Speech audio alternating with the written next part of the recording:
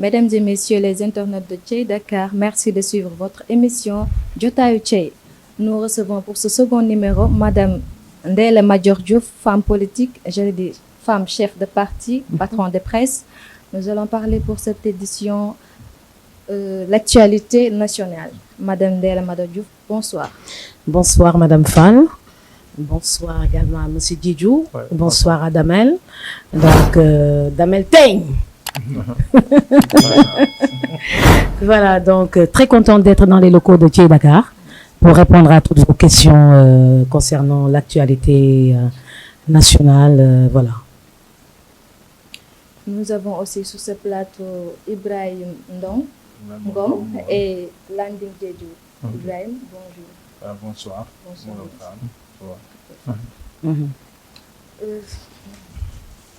Avant de commencer, Madame Ndella Madior Diouf, bëggoon nañ nga wax ni kan mooy Ndella Madior.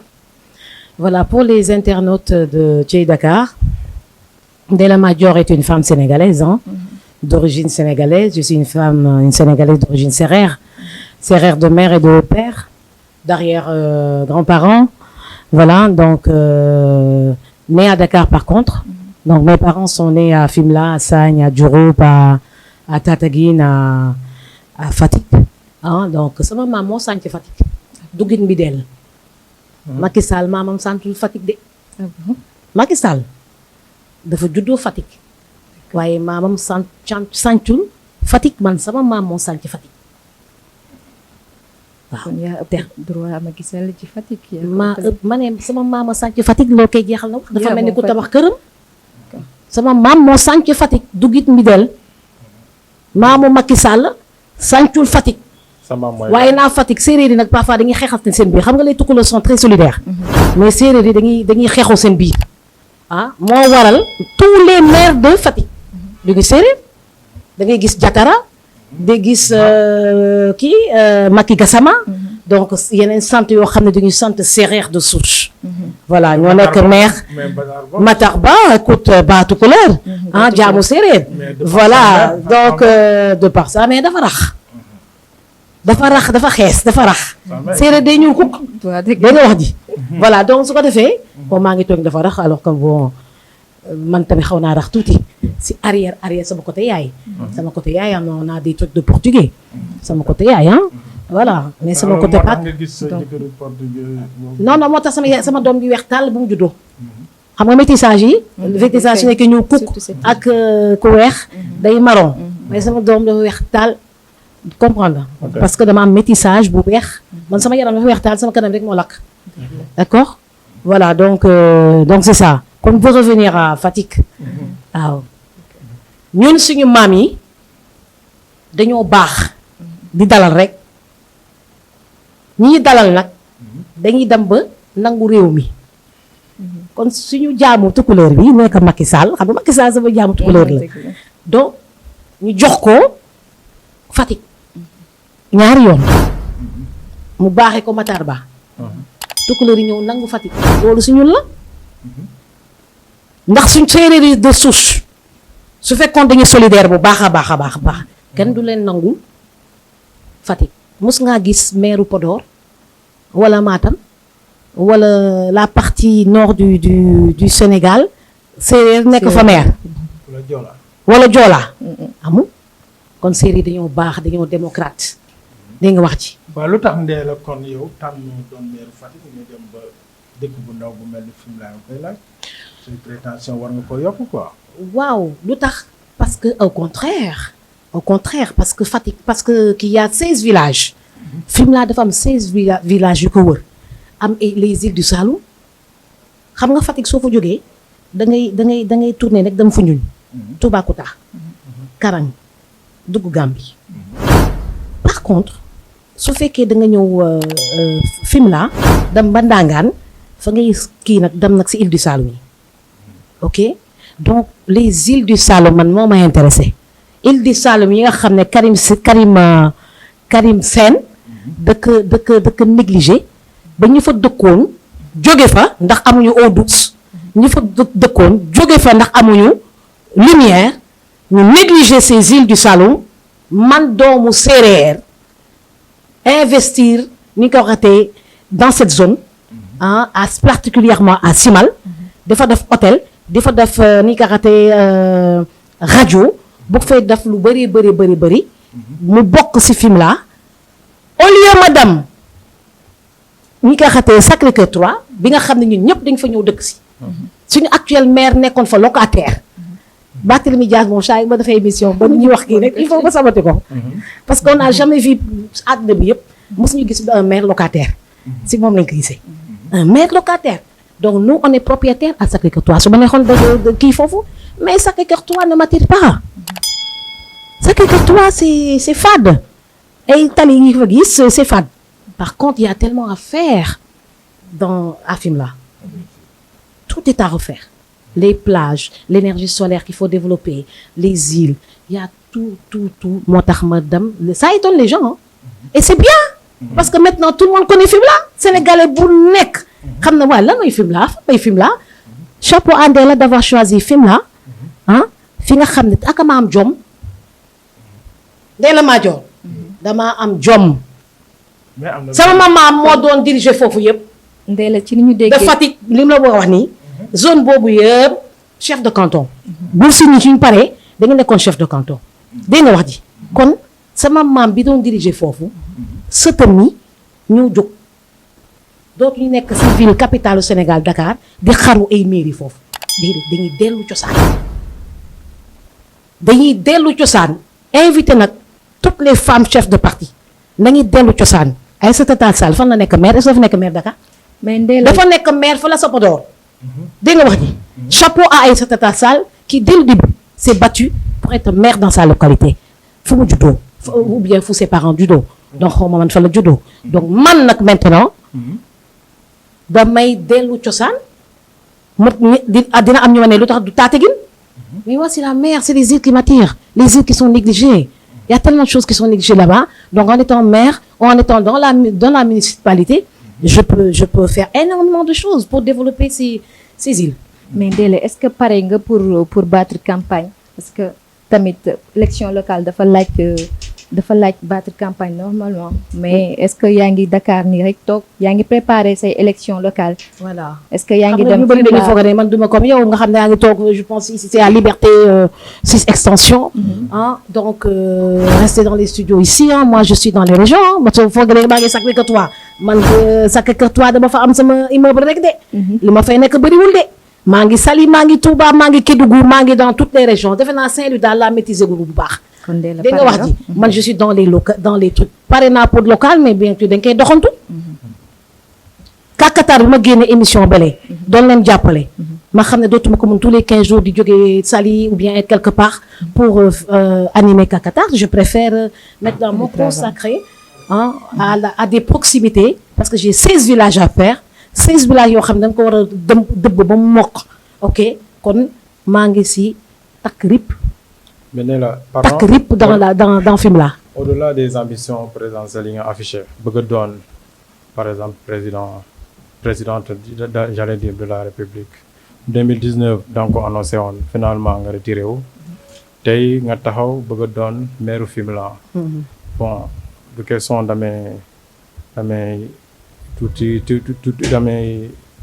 damay tuuti wel waa Fimela mais une commune boo xamante ne ñu bëri xamuñu ko wala une commune bu ndaw pourquoi nga choisir dem militer ou bien pourquoi nga choisir doon nekk candidat à la mairie de Fimela alors que tey mënoon nga doon par exemple une candidate bien placée à la mairie de Dakar est-ce que da nga ragal ni peut-être boo déposer candidature à la mairie de Dakar c'est une bataille perdue d'avance. Non, c'est par passion. J'adore les îles du Saloum.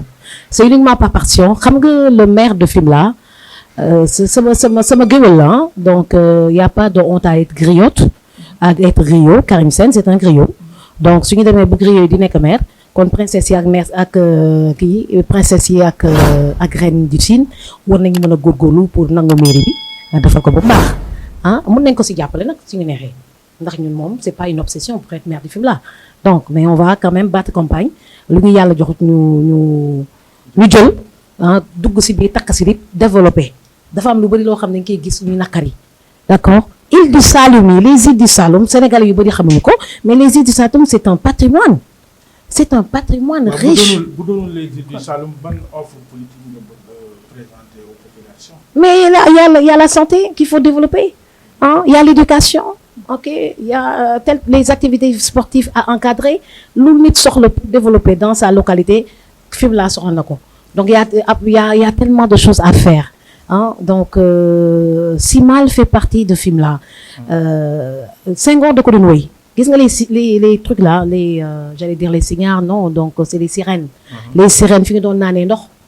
Hein? Donc voilà, mi ngi ko doon wéy, mi ngi ko doon bind dans ses poèmes.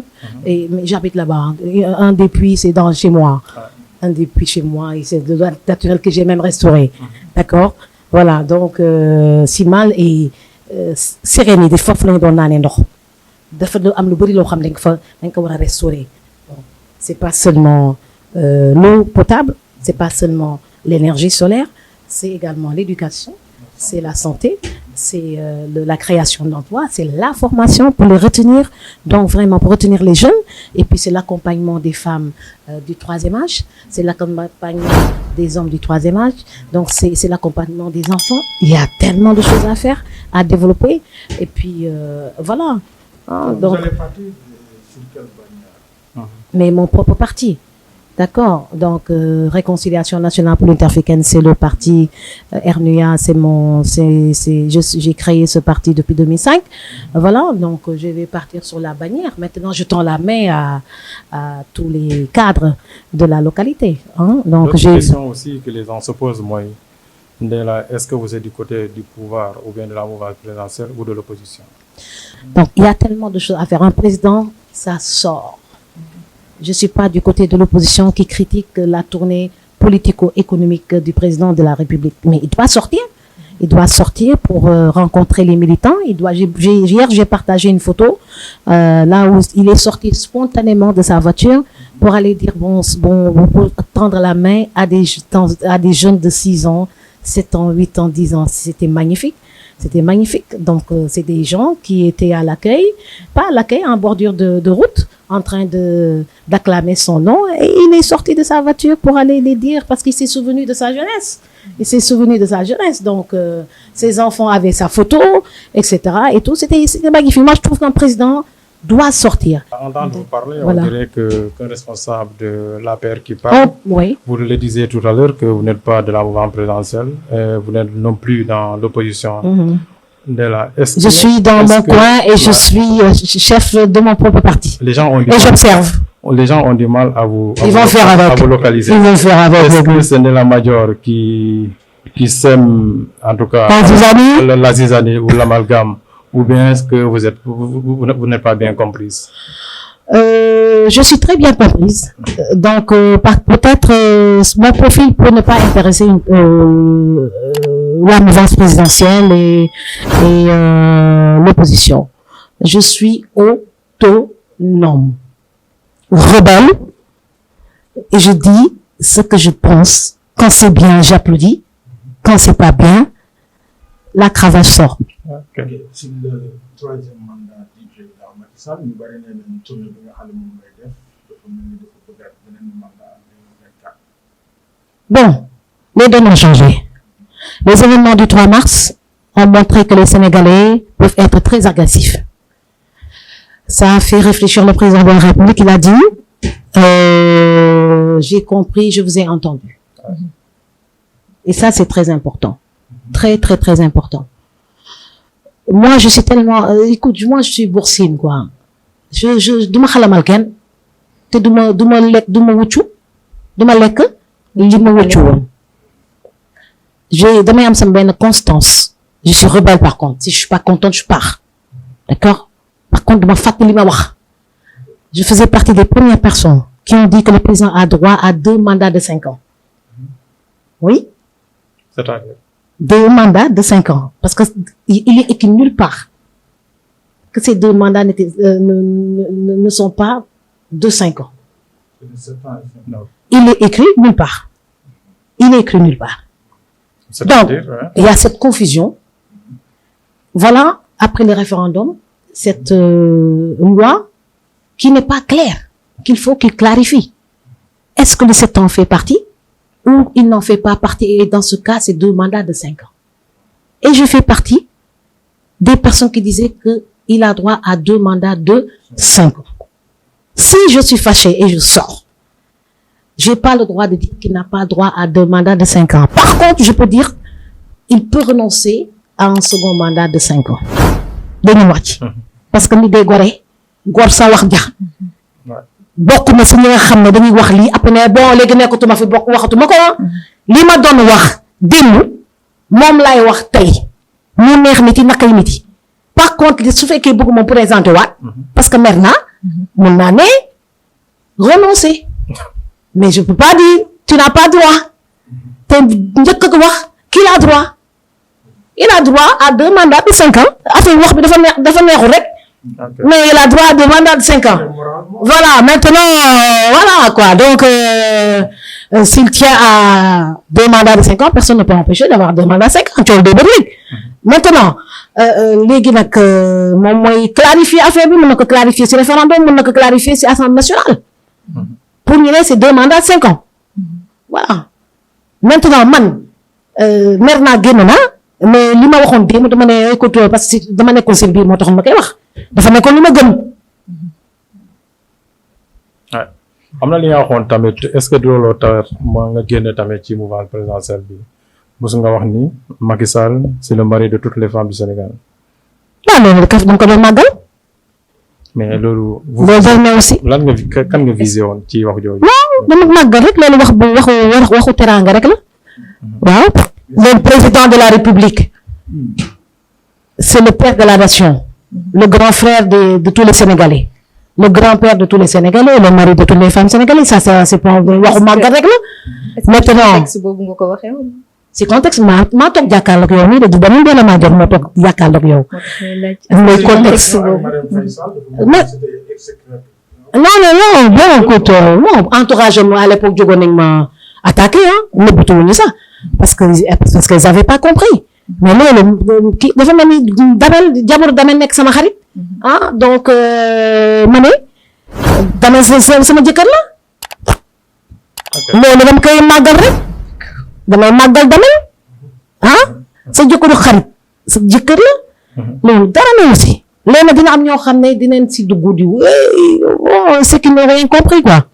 C'est vrai que loolu après bu ma ñëwee si mouvance présidentielle bi. su ma nee tël dugg ci salle bi écoute Marème Badiane m'a accueilli comme une maman quoi. oui voilà elle est très gentille su may fon day lox tellement que daf may bëgg les femmes cadres elles m'ont accueilli les femmes ñëpp ma accueillir foofu correctement mais il y avait beaucoup qui étaient très méfiantes et ça oui très méfiantes bëgguñu woon afficher ak man et mais bon ñu si gën a am solo il y avait aucun problème voilà mais bon.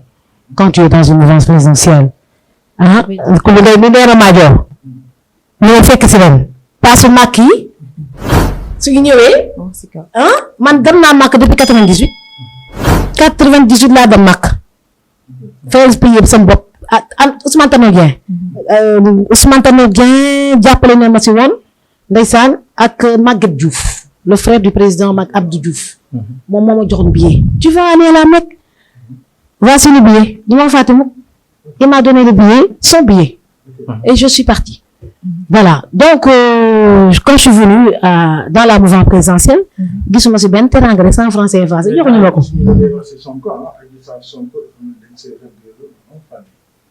Non, Sonko kay j'avais déposé les armes. Xam nga man sama xeex moom du nekk xeexu njaago. Quand j'ai dit j'ai déposé les armes, pare woon naa si. Voilà, xeex bi lan la woon. C'est des pro Sonko ñu ma doon attaqué parce que dama ne woon tout simplement que Sonko waru woon dem te dina non dafa war a ñëw dugg ci xeex bi loolu rek la woon. Ils avaient pas compris maintenant ils ont compris. Ils ont compris que est-ce que mosu ngeen ma dégg ma saaga man damay saaga wax bi mën na wax rek. xaat mais du ma saaga. Kon dans la mouvance présidentielle ñu bëri dañ may moytu voilà donc teraanga su ñëwee. ñu jox ñëpp ba mu des Ndella Madior da ngay egg benn saat boo xam ne da ngay gis sa bopp de tabaski su jotee ñu jox ñëpp Ndella Madior yaa ngi à rien finalement da ngay gis sa bopp nga ne waa man ban coalition ban laa nekk nag léegi ah temps bu may consacré di leen di campagne dina defal une bonne campagne de communication ah mais ma consacré ko sama station de radio qui était en agonie ah parce que 2019 j'ai négligé mes stations de radio j'ai perdu énormément d'argent parce que maa ngi woon campagne en compte ànd ak Madické Niang temps bi ngay consacré Madické de temps en temps ouais Vous gardez toujours les bonnes relations. Non, mais bon, c'est ma nature. Hein. Mon père me supporte, donc les autres doivent me supporter. C'est ma nature. Voilà, je suis libre dans ma tête. Ok, je suis libre, donc c'est pas parce que je suis dans la mouvance présidentielle que je vais fermer ma bouche. Hein. Voilà, su ma gisee loo xam ne baaxul dem nañ koy wax pour ñu rectifier ko. Voilà, mais man dañ ma ragal parce que voilà quoi, donc ma ragal et puis voilà, donc je dis je perds pas mon temps. Autant ma liggéey ba ñu gis que Ndella en externe mi ngi liggéey. Voilà. Votre offre politique, avez-vous des chances de pouvoir les emporter? Bon, écoute, j'ai pas une obsession d'être maire de Fimela. Sama gëwël moo ko yore ba léegi moo ko yore. Mën naa ko si jàppale sax. Du dëgg. J'ai pas une obsession d'être maire de Fimela. Mais je dois battre campagne pour montrer toutes les anomalies li ñu mën a apporter pour mu développer bu baax parce qu'on a beaucoup de choses pour développer quand même ces villages. Voilà. Et puis déjà dama ko annoncé rek ñëpp xam ko. C'est déjà pas mal. Kenn xam ñu bari xamuñu woon fi Fimela. Il a fallu que Dans la mouvance, on a Mariam. C'est ma petite sœur. Mariam Thiam Babou. li ma bëgg ki ma ko gën a soxla su taxawee ñaan ma ko ma jox la ko. Billahi. Et Mariam Babou bu la ko ñaanee. Mais ça n'empêche pas de faire une campagne. Mariam Babou bu la ko ñaanee da nga koy jàppale. su ma ñaanee pour ma jàppale ko. Écoute ñu toog waxtaan. J'ai pas ce problème. ñu toog waxtaan j'ai pas ce problème. Parce que dama bëgg ñoom ñëpp sa d'ailleurs dinaa ne invité hein. Dinaa ne invité tous les potentiels candidats. Donc on va dîner ou bien passer la journée pour qu'on puisse faire une campagne civilisée. Ah, c'est pas on va pas faire des campagnes avec des nervis, hein. Non, on va faire une campagne civilisée, vraiment, qui va montrer que mën nañu campagne correctement, sans rouleau, sans xeex, pour l'intérêt des populations. Vraiment man ma jógee ba Sacré-Cœur di leen ñëw jàppale dañ ma war a quand même dañ ma war a féliciter hein? Déjà je donne une visibilité extraordinaire à la Fimela. Les gens commencent à s'intéresser à Fimela fan la Fimela nekk fan la Ndella Madior bëgg a nekk maire c'est déjà pas mal. C'est vrai. C'est déjà pas mal. On a vu aussi que vous êtes très active sur les réseaux sociaux. Et le président a annoncé de réguler ces réseaux sociaux parce que dañu gis ne dafa am ay affaires yu bëri yu ci am. Il y a beaucoup d'insultes sur les réseaux sociaux. Est-ce que vous êtes du même avis que le chef d'État? Je suis du même avis, c'est pourquoi récemment j'ai porté plainte à la cybercriminalité. Moom ça mën a def émission.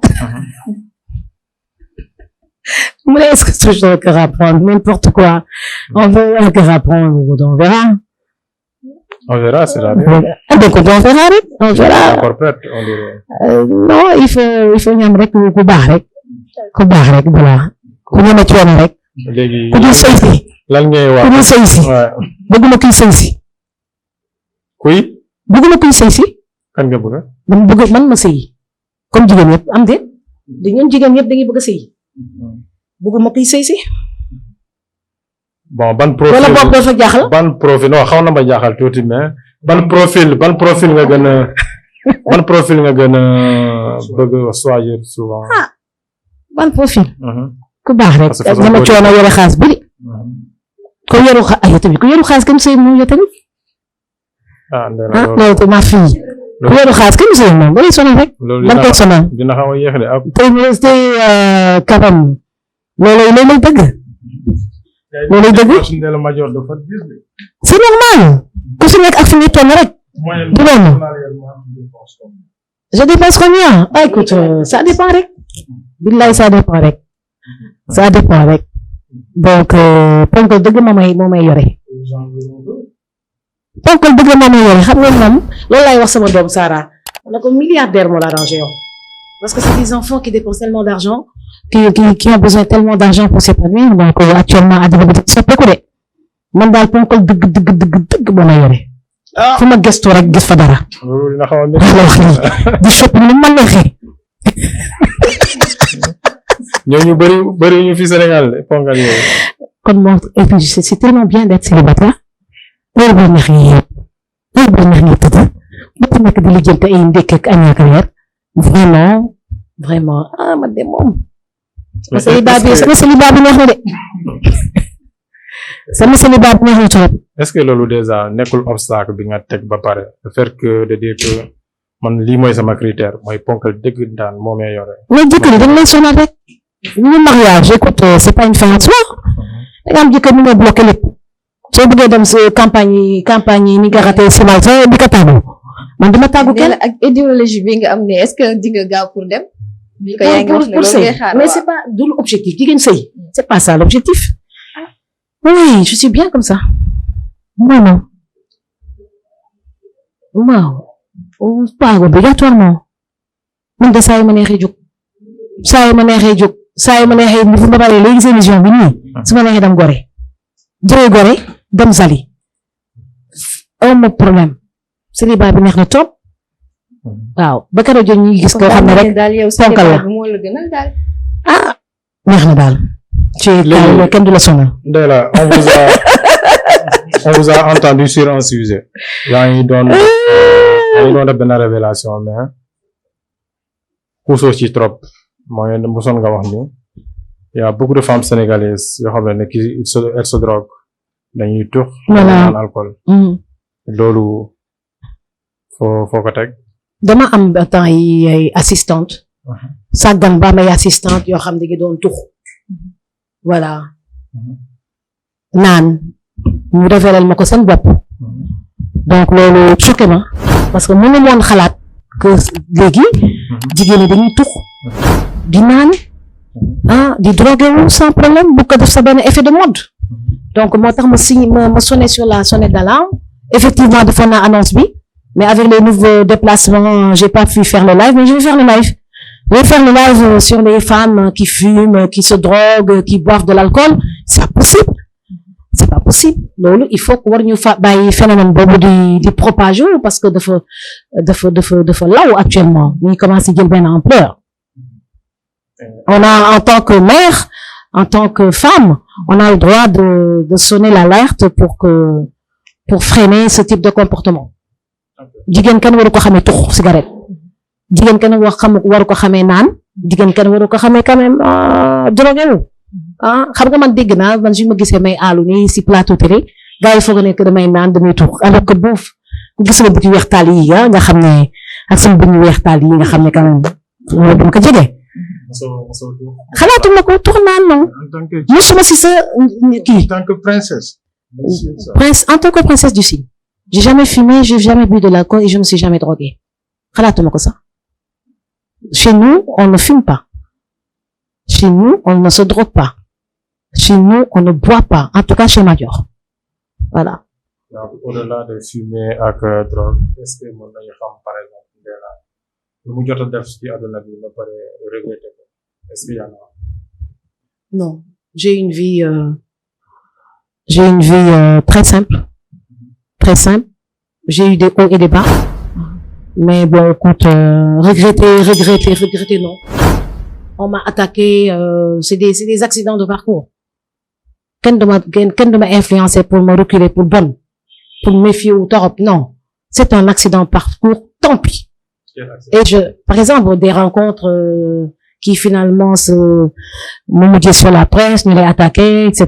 et tout, mais je dis tant pis, quoi. Quel genre de rencontre? C'est pas une rencontre matrimoniale, ni truc, c'est le cas de Françoise, c'est, voilà, c'est pas, je regrette pas de l'avoir connu, je ne regrette pas d'avoir accepté ses demandes d'invitation pour participer à ces lives. J'ai accepté avec plaisir. Maintenant, j'ai découvert que c'est une personnalité atypique, qui tire sur tout ce qui bouge. Elle a un problème de personnalité. Donc, écoutez, la vie basta et la vie continue. On continue notre vie et puis tranquille, quoi. Voilà. Mais écoute, avoir des loo xam daf ma métti bien des regrets, non. non adduna bi dafa am ay des hauts et des bas et puis il faut apprendre à tout supporter. À part la préparation des locales, restaurer mes structures de radio que j'ai négligées à cause de la politique. C'est un devoir parce que les stations de radio di rapporté benn alliance politique joxuma ko benn alliance politique joxuma ko dégg nga wax ji là où j'ai donné plus de 100 millions de TVA à Macky Sall durant 10 ans, je parle même pas durant 20 ans, Macky Sall ne m'a pas donné 4 millions. Ne m'a même pas donné 4 millions. Et j'ai donné la Sonatel a précompté, la Sonatel a beaucoup précompté et puis mais Macky Sall fi ma ko joxe 100 millions moom 4 millions sa joxuma ko kon kay naa góorgóorlu si structure sama station de radio yi. C'est très important. Adji Sarr, Ousmane Sonko, vous avez une fois entendu sur cette affaire. Aujourd'hui, bëgg nañu am yow sa position par rapport à cette affaire qui a tant soulevé les vagues. C'est moi-même qui a dit à Adji Sarr, génnal nga wax wala nga noppi à jamais. Loolu ñëpp dégg nañ ko. waaw génnal nga wax wala nga noppi à jamais après mu génn une semaine après mu génn mu wax Leral TV. Après dama ko xoolee mu ne à la fin mu ne c'est ma vie privée ëmb naam ëmbuma c'est ma vie privée. Je préfère noppi. Dès l'instant qu'elle a dit que c'est sa vie privée et que j'ai vu qu'elle était très très très fatiguée, j'ai dit tout simplement que c'est ma fille. Yamale ko foofu. Maintenant, le jour où elle va dire qu'elle est enceinte, une viol suivi de grossesse, là, les données vont changer. Voilà. Mais pour le moment, sa position, est-ce que cette affaire-là, est-ce qu'il y a eu viol, est-ce qu'il n'y a pas eu viol? La plainte qu'elle a déposée contre Ousmane Sonko, sa position. J'ai pas examiné Adji Sarr. J'étais pas de garde au CTO. Donc, si on a fait des prélèvements, donc je peux pas me prononcer sur ça. Donc, j'ai pas lu. Donc, l'analyse, j'ai pas tout ce qui est côté médical, d'accord? Kon lolu da ngay maanu. Maintenant, qu'il y ait viol ou pas, toujours encore da ngay maanu parce que j'ai jamais parlé avec Adji Sarr. Nit da ngay maanu. Accusé viol dafa métti. Ñu violer la moo gën a métti. Et cette souffrance on doit la respecter. Jigéen bu ñu violer da ngay rus parce que ñëpp lay xamal que dañ la violer da lay métti da ngay souffrir en silence soo tegee c'est ma vie privée da ngay respecter vie privée boobu bàyyi ko mu calme mais toujours répéter viol bi c'est une souffrance interne bu nit ki di dund mu créer ko benn stress mun na sa yàq ëmb parce que hypertension artérielle day yàq ëmb ba ma déggee ko bëggul prononcer aussi ëmb bi ma gis ko mu stressé correctement stress bi rek mën na la rey. C'est vrai.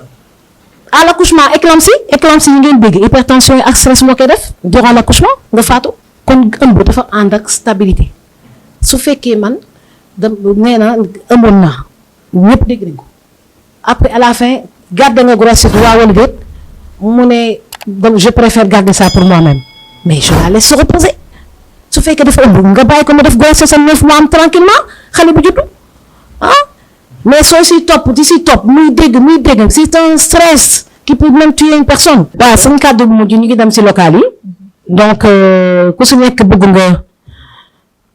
nga am sa part si Sénégal nag dafa nekk dëkk yoo xam ne dañu am pétrole am diamant am or am lépp am zircon local yi nag gaa yaa ngi xëccoo pour jot si ressources minières yi waaw mais bi ñu xëccoo rek pour jot si ressources minières yi dégg nga wax ji ma répété phrase bi local yi gaa yaa ngi xëccoo pour jot si ressources minières yi